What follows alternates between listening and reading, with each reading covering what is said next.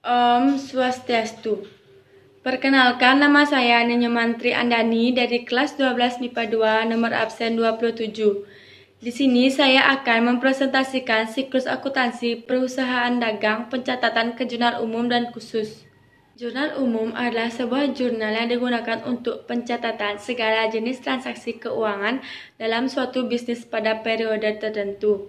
Sedangkan jurnal khusus merupakan jurnal yang dikelompokkan secara khusus sesuai dengan jenis transaksinya.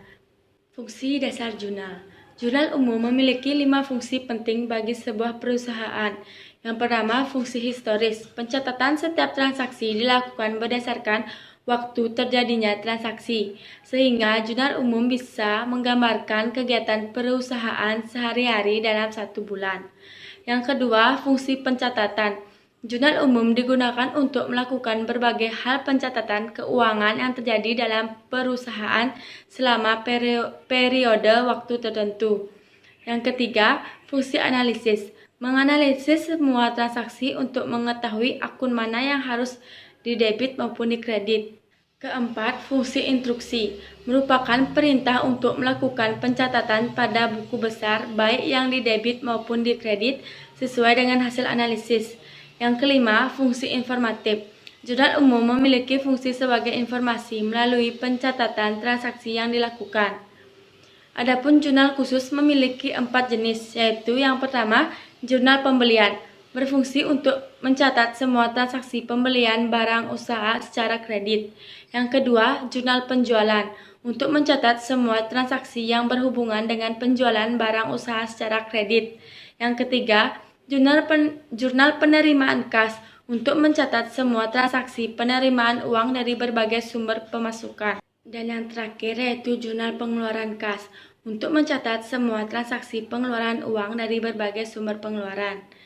Adapun cara pencatatan jurnal. Untuk cara pencatatan jurnal antara jurnal umum dan jurnal khusus tidak berbeda jauh. Yang perlu diperhatikan adalah langkah-langkah. Nah, berikut ini langkah-langkahnya sebelum masuk ke buku jurnal. Yang pertama, identifikasi setiap transaksi yang masuk ke dalam jurnal umum atau jurnal khusus. Jangan sampai salah dalam pemasukan transaksi. Yang kedua, identifikasi saldonya. Apakah akan mengurangi atau justru malah menambah saldo awal? Perhatikan saldo awal dan jenis transaksi untuk melakukan identifikasi. Ketiga, telitilah dalam menuliskan nominal setiap transaksi, jangan sampai salah dalam menulis.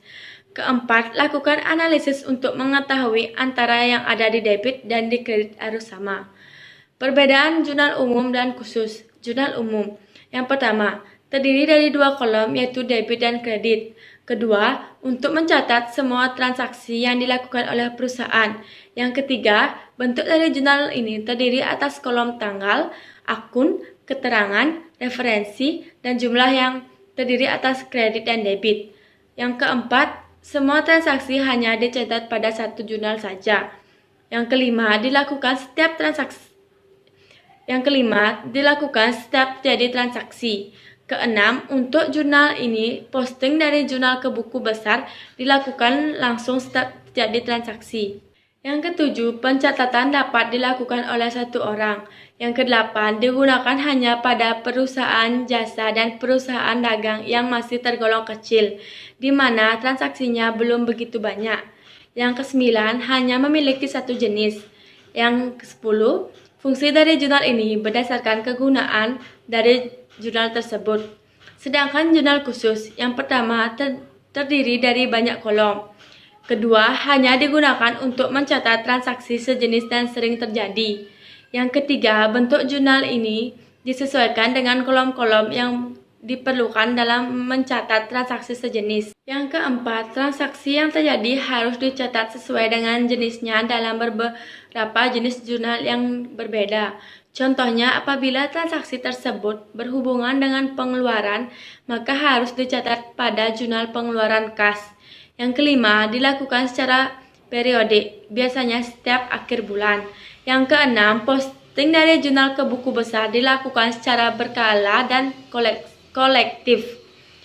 7. Pencatatan dilakukan oleh banyak orang. 8. Digunakan oleh perusahaan besar dan memiliki transaksi yang sejenis dan terjadi secara berulang-ulang sehingga membutuhkan teknis pencatatan secara khusus. Sekian penjelasan dari saya tutup dengan Paramasanti. Om Santi Santi Santi Om.